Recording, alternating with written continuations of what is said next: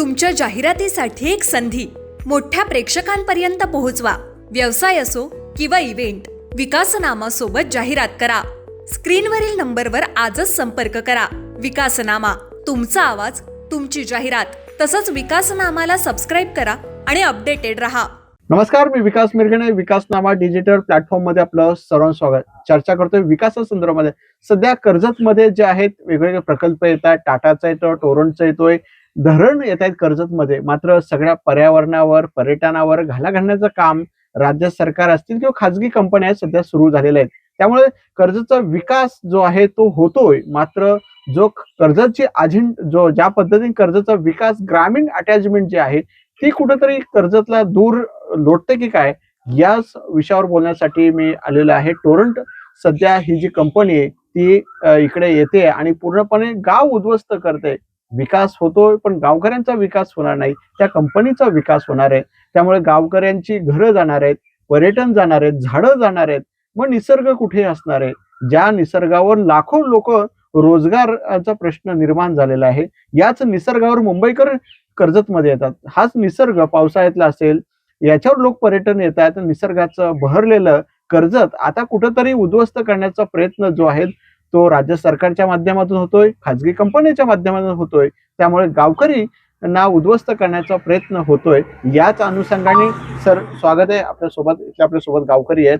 Sir, मला सांगा, ज्या पद्धतीने विकास होतोय परंतु टोरंटो कंपनी तुमच्या गावामध्ये येते आणि थेट मनमानी कारभार करते आणि कब्जा करण्याचा प्रयत्न करतोय. अनेक दिवसांपासून आंदोलन करत होतं, त्या दिवशी सुद्धा मोठ्या प्रमाणात आंदोलन झालेलं आहे. काय सांगाल, काय टोरंटोने तुमच्या गावामध्ये उद्ध्वस्त करायचा प्लॅन ठेवलेला आहे? नमस्कार, सर्वप्रथम आपले आभार. आपण आमच्या या ज्या व्यथा आहेत, या प्रकल्प जो आपण आधीच उल्लेख केला त्याप्रमाणे आमच्या पालीतर्फे कोतल कलाटी या ग्रामपंचायत हद्दीमध्ये टोरंट पॉवर एक 4200 मेगावॅटचा महाकाय जलविद्युत प्रकल्प उभारत आहे. त्या प्रकल्पाला असलेले आमचे स्थानिक लोकांचे आक्षेप, त्यातले सर्वात महत्त्वाचा आक्षेप म्हणजे पारदर्शकता. या प्रकल्पातून आमच्या गावकऱ्यांना कुठल्याही प्रकारची पारदर्शकता अद्यापपर्यंत उपलब्ध झालेली नाहीये. वेळोवेळी शासनाकडे, कंपनी प्रशासनाकडे आम्ही लिखित स्वरूपातला पत्रव्यवहार असेल, काही चर्चा झालेल्या असतील, माननीय तहसीलदार साहेबांच्या मध्यस्थी असेल किंवा पोलीस निरीक्षकांच्या असेल, त्यातून असं सुवर्णमध्ये असं काही निघत नाहीये आणि टोरंट प्रशासनाकडून उडोउडीची उत्तरं दिली जातात. त्यातल्या आक्षेपावर या म्हणजे आमचा जो सामुदायिक वन हक्क कायदा 2006 अंतर्गत आमच्या पालीतर्फे कोतल खलाटी व साईडोंगर या दोन गावांना सुमारे 485 हेक्टरचं सामुदायिक वन हक्क प्राप्त आहे. त्यापैकी या प्रकल्पात अंदाजे 136 हेक्टर हे बाधित क्षेत्र आहे. असं असताना आमच्या ग्रामपंचायतीची पूर्व संमती न घेता त्याला डायव्हर्जन मिळतं. 233 हेक्टरचं वन हक्क त्याला डायव्हर्जन मिळतं. आम्हाला विश्वासात न घेता हा सगळ्यात मोठा आक्षेप आहे. इथे FRA कायद्याची पूर्णपणे पायमल्ली होताना दिसत आहे. नंतर आमचे आदिवासी बांधव, पण त्या दिवशी लोक ते टोरंटोवाले किंवा तुम्ही गावकरी एकत्र जमलेले, काय ते लोक दादागिरी करत होते? सगळे पोलीस आले होते, ज्या गावावर तुम्ही राज्य करतात तेच तुम्हाला उद्ध्वस्त करतायत. नक्कीच. आता आम्ही प्रशासनाकडे याच्या संदर्भात अनेक वेळा पत्रव्यवहार तुम्हाला अगोदर सांगितलं की अगोदरही झालेलं आहे. त्या पत्रव्यवहारपैकी 25 ऑक्टोबर 2025 ला आमच्या ग्रामसभेने सर्वानुमते स्थगितीचा ठराव पारित केलेला आहे. त्यात ह्या तांत्रिक आणि सर्व कामांना स्थगिती दिलेली आहे टोरंट पॉवरच्या. असं असताना पण काही टेस्टिंगच्या मशिनरी आहेत त्या गावकऱ्यांचा. नेमकी काय होतं, कशा पद्धतीचा होतोय हा प्रकल्प? म्हणजे साईडोंगर 1 आणि साईडोंगर 2 अशा दोन फेज मध्ये उभारला जात आहे. साईडोंगर 1 मध्ये 3000 मेगावॅटची क्षमता असणार आहे. साईडोंगर 2 मध्ये वीज निर्मिती करतायत. हो, वीज निर्मिती करतायत. वीज निर्मिती पण आता हे पारंपरिक पद्धतीने न करता स्टोरेज पद्धतीने, म्हणजे पंप स्टोरेज हायड्रो प्रोजेक्ट म्हणतात. पाण्याची साठवणूक करून त्या पाण्यालाच एक बॅटरी म्हणून वापरणार. म्हणजे पाणी हे कंटिन्युअसली रिसायकल करणार, वरती पाठवणार, परत वरून खाली सोडणार आणि त्याच्यापासून वीज निर्मिती करणार. हा असा थोडक्यात प्रकल्प त्यांनी सांगितलेला. तुम्हाला काय देणार याच्या बदल्यामध्ये? त्याचं कुठलंही स्पष्ट लिखित आराखडा नाही, गावाचं पुनर्वसनाचं धोरण स्पष्ट नाहीये, रोजगाराचं धोरण स्पष्ट नाहीये, जमीन भूसंपादन कसं होणार आहे त्याचं कुठलंही स्पष्टीकरण नाहीये. पूर्णपणे गावाला अंधारात ठेवून आतापर्यंत कामकाज पुढे रेटलं जात आहे.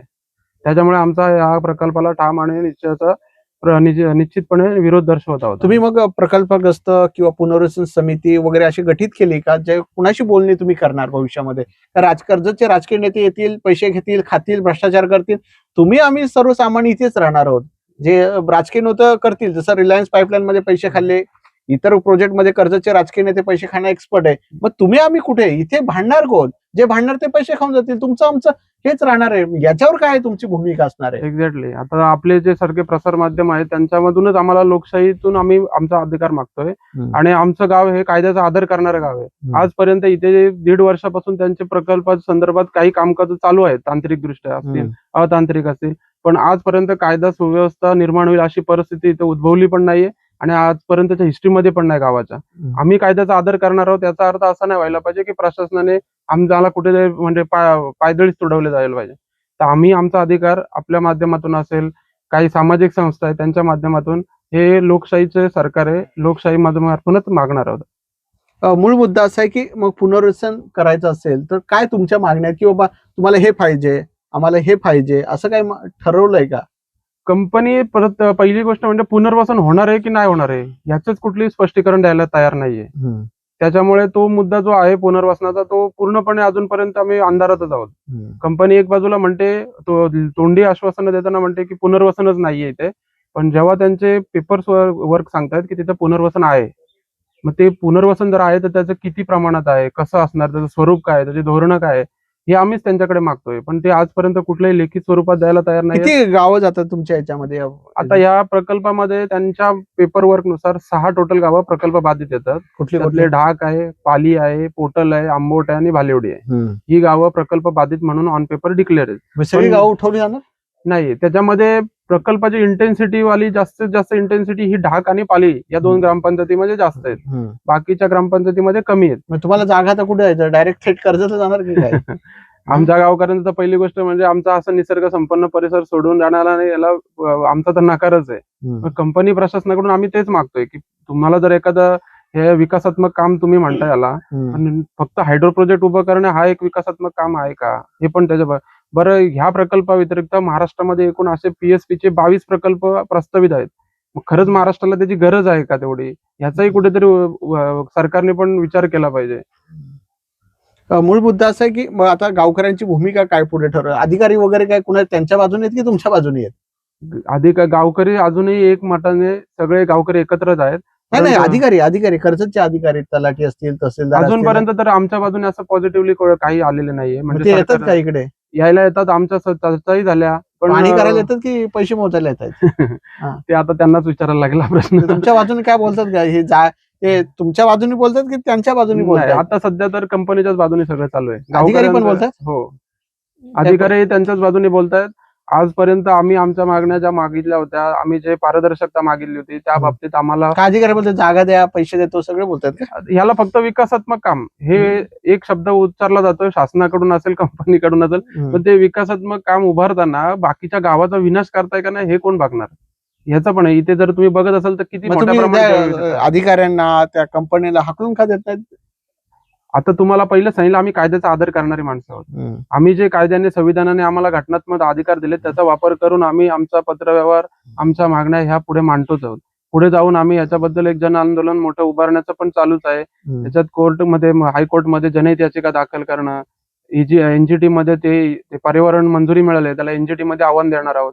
आता तुम्ही सगळं बोलता प्रक्रिया, पण तुमच्यातले काही लोक फुटतील, कंपनीवाले म्हणते तुला 5-10 कोटी देतो, तू गप्प बस, मग लढणार कोण? सर्वसामान्य जनता आहे, त्यांना यामध्ये पूर्णपणे ठामपणे एका बाजूने उभे आहेत. बाकी कंपनी कोणाला फुटीरवादी असणारच आहेत, हाताची 5 बोटं सारखी नसणार आहेत, पण जी पॉझिटिव्ह अप्रोच वाली माणसं आहेत ती चांगल्या प्रकारची आहेत आणि त्यांना समोर जर हा विनाशच दिसत असेल गावाचा तर एकमुठीने सगळेजण एकाच बाजूने चालणार आहे.